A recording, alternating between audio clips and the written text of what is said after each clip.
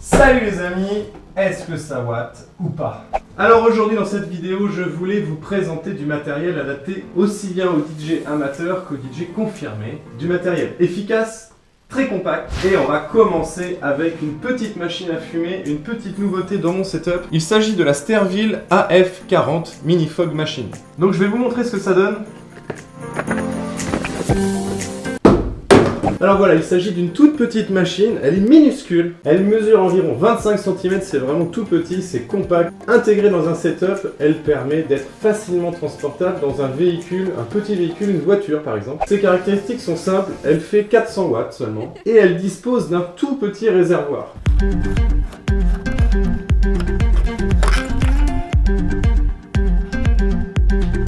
Voilà, pas grand chose à dire en particulier sur cette machine si ce n'est qu'elle fonctionne très bien. Personnellement, je ne l'utilise pas en soirée privée directement, mais plutôt dans un bar par exemple, parce qu'elle est très facile à transporter, très facile d'utilisation. Il y a une télécommande intégrée avec un bouton pour lancer la fumée. Il y a aussi de quoi l'accrocher sur un pont. En termes de liquide fumé, j'utilise celui-ci. En liquide fumé, très important le liquide fumé, il ne faut pas prendre n'importe quoi.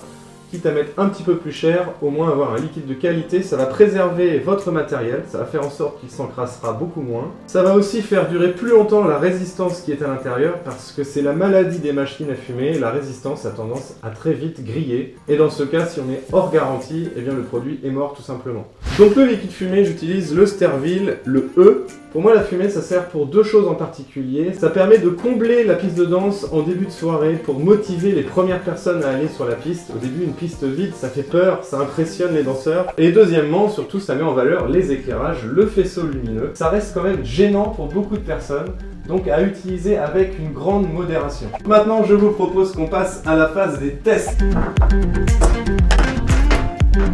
Donc je vais faire une petite expérience toute simple, je vais allumer la machine et on va calculer avec un chronomètre quel est le temps de chauffe pour que la machine soit opérationnelle.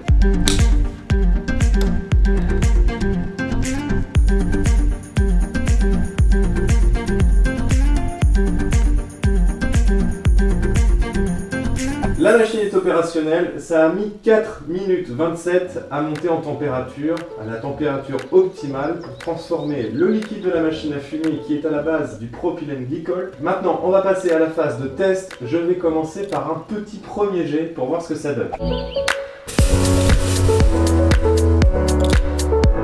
Moi je trouve qu'elle est vraiment géniale cette petite machine parce qu'elle envoie bien du steak par rapport à sa puissance, 400 watts. Ça watt pas beaucoup, mais ça watt quand même. Et maintenant on va s'amuser un peu, je vais envoyer le pâté, je vais voir ce que ça fait si j'appuie sur le bouton rouge jusqu'à ce que la résistance soit tellement froide que ça coupe le thermostat et qu'il n'y ait plus de débit. Donc on va voir combien de temps on peut envoyer de fumée avant que la machine ne s'arrête.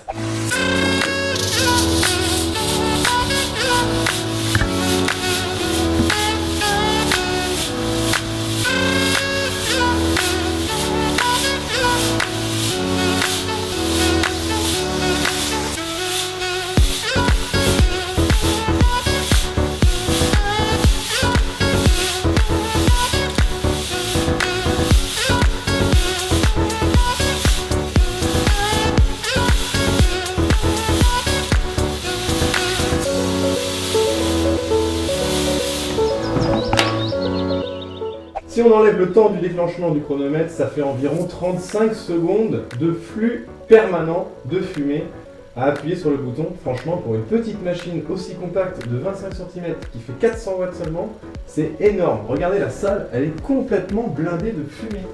Donc c'est largement suffisant pour des soirées allant jusqu'à 100 personnes, pour des amateurs, des débutants par exemple aussi.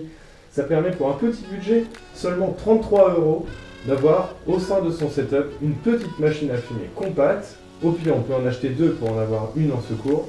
Et avec le bon liquide qui va bien, on a de quoi faire et surtout faire amuser les gens. Donc les amis, merci d'avoir regardé cette vidéo. Je vous dis à très bientôt pour d'autres vidéos. Ciao!